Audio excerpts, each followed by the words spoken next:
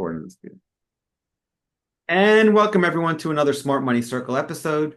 With me today is a special guest. We have Cuong Do, who's the president and CEO of BioVie Inc. Ticker symbol is BIVI. Cuong, thank you so much for taking the time and welcome to the Smart Money Circle. Adam, thank you so much for having me. It's a pleasure to be here. So I always like to begin, Cuong. Can you please tell us your story and how you got to where you are today? Well, I was actually born in Vietnam. My family immigrated to the US at the end of the war. We arrived when I was 9 years old with $20 to our name and a change of clothes. I Wow. did not speak English then, right? And so that was first priority. And when you have nothing, the best way to learn English is to watch as much TV as you can and read anything you get your hands on, right? And this was the mid 70s, which was the advent of modern immunology as we know it. So somehow I came across the topic, became intrigued, started asking lots of questions, drove my parents crazy with those questions. And my mom worked down the street from where the medical school was in Oklahoma, right? And so she just took it upon herself to take me around to see anybody that was willing to take some time to talk to me. And somewhere along the way, there was a professor that was intrigued that this little kid was asking these questions. So he took me under his wings. So I started working in his lab doing research in the area that we now know as immuno-oncology when I was 14 years old. Right. I eventually went on to Dartmouth College, double major in biochemistry and economics, got an MBA as well, all in 5 years because I was in a hurry. I'd accepted a slot at Stanford Medical School to finish my training. But while in business school, I realized I loved the knowledge of medicine, but not necessarily the practice of the research of it. And the consulting firm McKinsey Company was building a new healthcare practice at the time. So I ended up going to McKinsey, where I stayed for 17 years and ended up helping build the healthcare practice there. And I eventually left after 17 years because I didn't want to run anything at McKinsey. So I've been a serial chief strategy officer for large companies ever since, including Merck. And I spent 7 years leading global strategy for all of Samsung, right? So electronics, insurance, biotech, and so forth. And along the way, I've started 3 biotech companies, myself, my brother, and served on a lot of biotech boards. And that's what got me to BioVie. I put in some early money into the company. I was on the board and helped shepherd through our program in liver disease. And about 3 years ago, I helped orchestrate an acquisition that brought us our CNS assets. And at that point in time, the board asked me to step in to lead the company in the development of our portfolio. And that's why we're talking today. Wow, what a great story. I love the curiosity from childhood. I love the story, the journey, how you went where you saw opportunities, you moved around, and now you're here at BioVie. So let's talk about the company. Please let us know what you do and some of your competitive advantages. BioVie has 2 assets in development in the clinic right now. Our lead asset is a drug called bezisterim, which is a novel inhibitor of neural inflammation, of inflammation at just the right place and the right time. It blocks the production of something called TNF alpha, or tumor necrosis factor alpha. And because of its very unique mechanism of action, in the clinic, it has helped Parkinson's patients experience greater muscle control. Right? And Alzheimer's patients have seen a 68% slowing of cognitive decline after just 6 months of treatment compared to those that were on placebo, right? So big difference, big impact there. And everyone has experienced a slowing of their biological aging process, if you will, as measured by something called DNA methylation. And because of its mechanism of action, we've also received a $13 million grant to see if it can have an impact in long COVID, right? And long COVID is a very debilitating process condition. And we believe we may have the first solution that may have a contribution to helping these patients address some of the very debilitating symptoms associated with long COVID. So that is all in one molecule, right? So those are all in various stages of clinical development.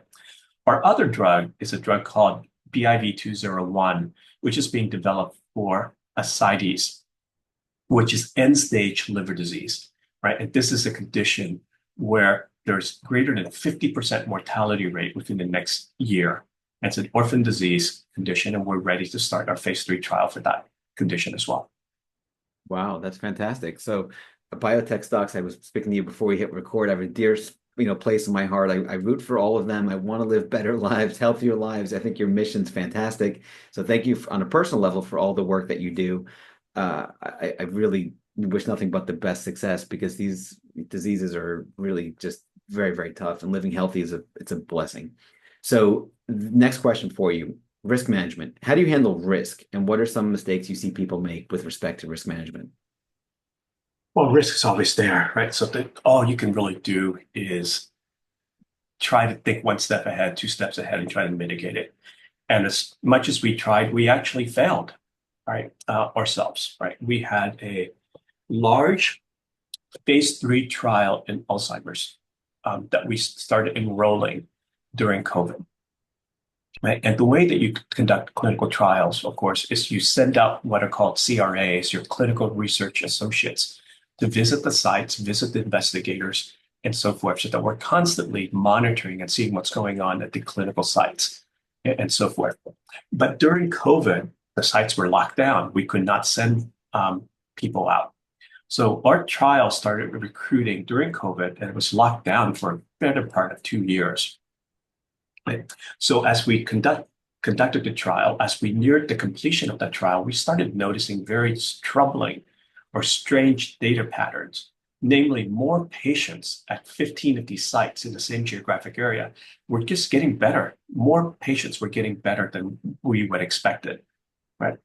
And as we and we couldn't explain it without unblinding the data, without more information. There was just no way of explaining why that was the case. We were worried about lots of different other issues. But so we notified the FDA of our concern. We modified our statistical analysis plan to conduct a very special assessment, comparing just these 15 sites versus all the other sites. Right? And as we unblinded the study and figured out why those 15 sites had so many patients who were improving, it turned out they disregarded our clinical trial protocol and enrolled patients that they should not have. Right? Okay. We've just Yeah. never seen anything like that before, right? No one conducting clinical trials in the US has ever seen anything like that before. So we referred all 15 sites to the FDA for the investigation. We know the FDA is investigating. They're handing out what are called 483 citations right now. And we excluded all of those patients from our trial data analysis, right? So the data from the other sites showed us very encouraging results, right? 68% slowing of cognitive decline after 6 months of treatment. And the number one reported safety concern was a mild headache, right? Unbelievable results. But because we had to exclude all the patients from those 15 sites, we missed on statistical significance. So instead of talking to the FDA right now about approval, we find ourselves in a position of having to redo the trial, which we will go and do because we have the data to show that it works. So the world needs this drug, and we're just going to tough it out, right? But in the meantime, we've lost more than 90% of our market cap. Raising more money for the trial is very difficult, but that's what we will continue to do. And it's all due to inability to do risk management the way that we would like to have done, we normally have done, all because of COVID and the conditions around COVID. Wow, what an amazing story. So almost the data works, but the FDA requires a certain level of statistical significance, meaning a bigger population. And because of that bad behavior from those employees or from that situation, it didn't pass the first time around. That's So right. typically I ask this question near the end, but I'm going to ask it early. As being a successful company, successful CEO, you've done this multiple times now through your career. How do you, one thing I've noticed in common is people that are successful can handle adversity different than others. So how do you handle adversity? And in addition to this obstacle, what are some obstacles you had to overcome along the way that separates people that succeed versus people that don't? And handling adversity, you just brought it up, is a really, really powerful thing. So can you please speak to that? Well, I think, first of all, I believe that there's a clear right and wrong. And I think so you just go and do the right thing, right? And I think the other thing too is you have to follow the data and the conviction that the data gives you. In this particular case, the data is actually very compelling. It shows that this drug works. And our analysis of the statistics would show that if we had just gotten to the right number of patients per arm, as the trial was originally designed to do, we would have demonstrated the statistical significance of it. And since I personally believe the reason I pushed with the acquisition of this drug was that I believe this could become the first truly effective drug for Alzheimer's, right? And the world needs a truly effective drug for Alzheimer's.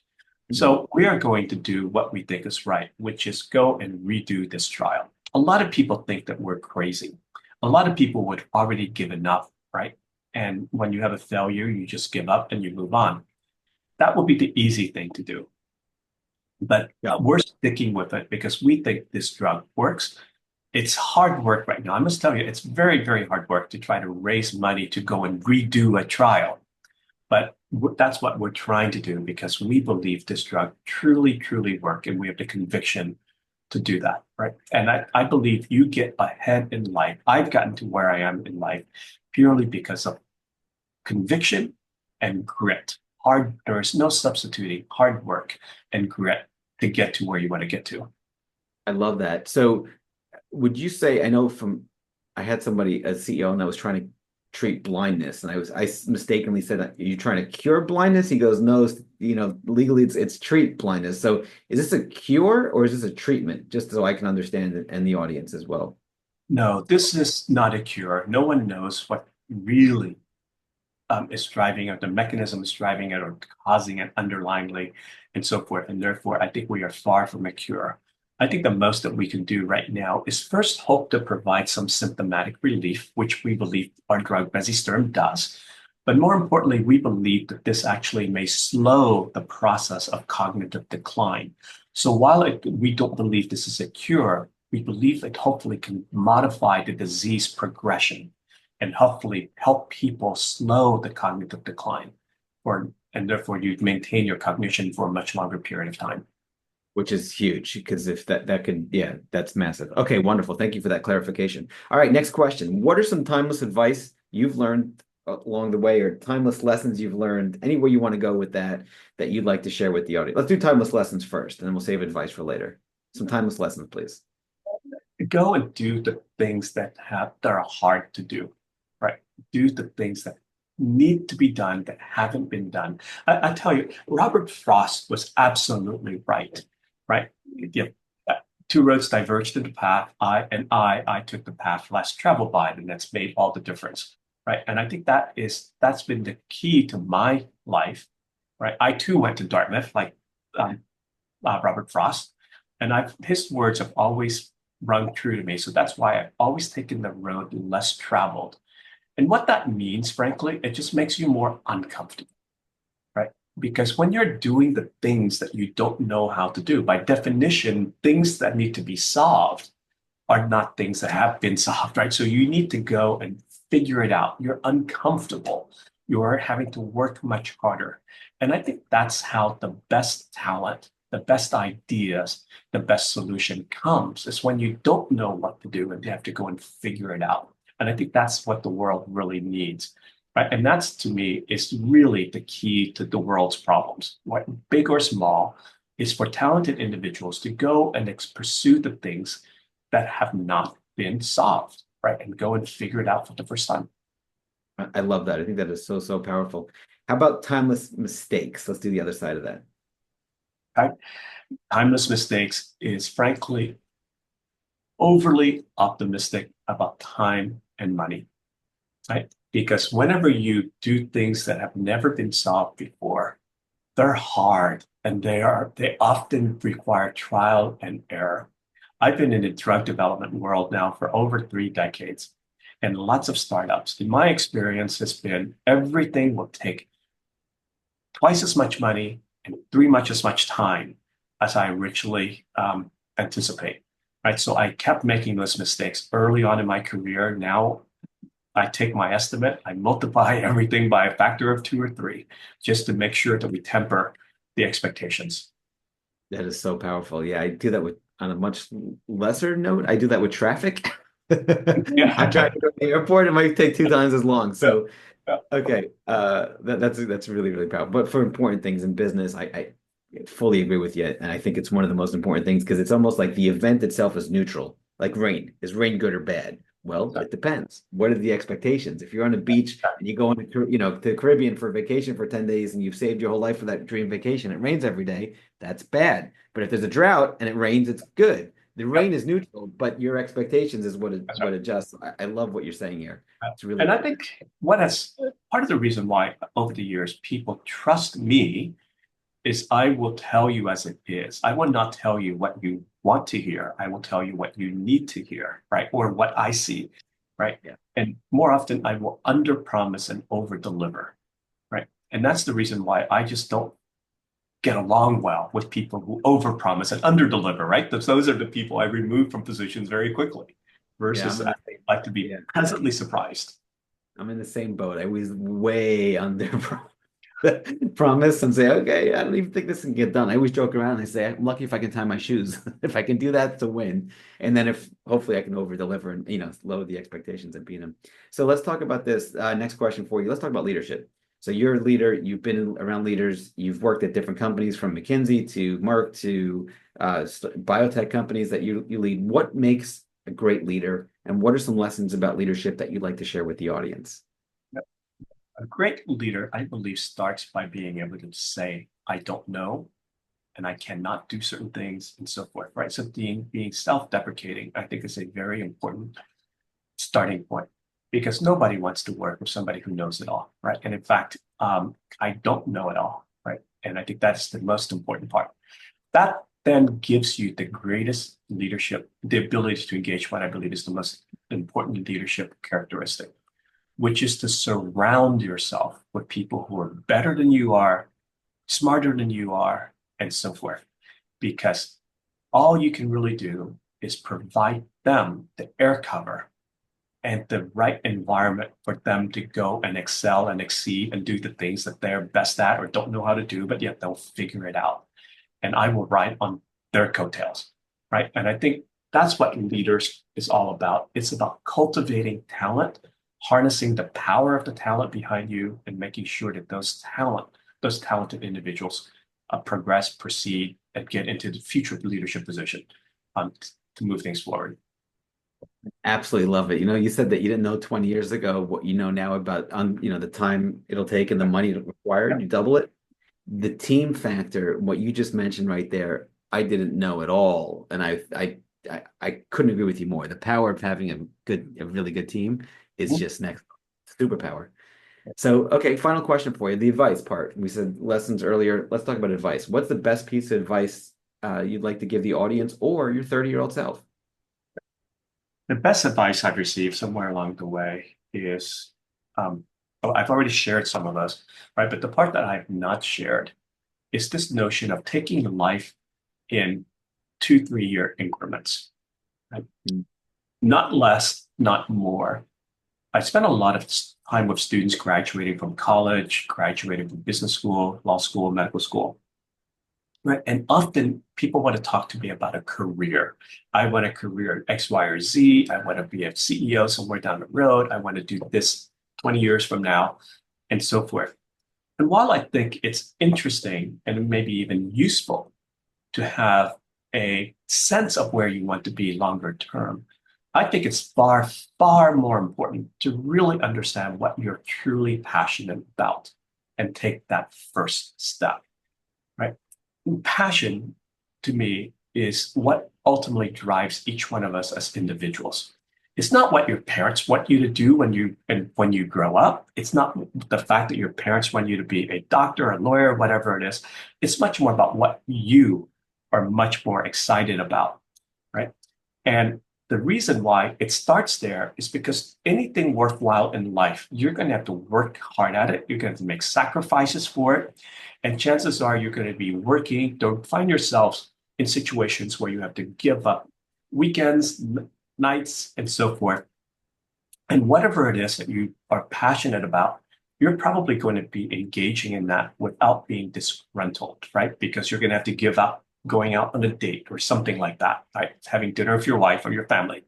So it better be worthwhile because the alternative are very important things too. But if you're truly passionate about it, you'll give it your best and give it your best for at least 2 to 3 years, not just 6 months, right? And after 2 or 3 years, you can take a pause and see now what's next, right? So the objective of your first job after school is for you to learn, take lots of risks, do the best you can so that you can have a second job after school. So life is a series of these 2 or 3 year steps And a career, frankly, is only thing that is what you can discuss about when you get to be as old as I am. You look back at the steps you've taken along the way and see if what's the pattern that got you there, right? So a career is a rear view mirror effect. It's not something you can plan for. What you can plan for is following your passion, take that first step, which will lead you to a next step.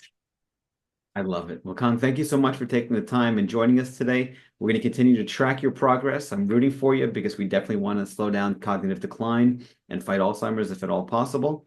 And hopefully we'll have you on again soon. This was absolutely fantastic. All right, terrific. Adam, thank you so much for having me. It's been a pleasure.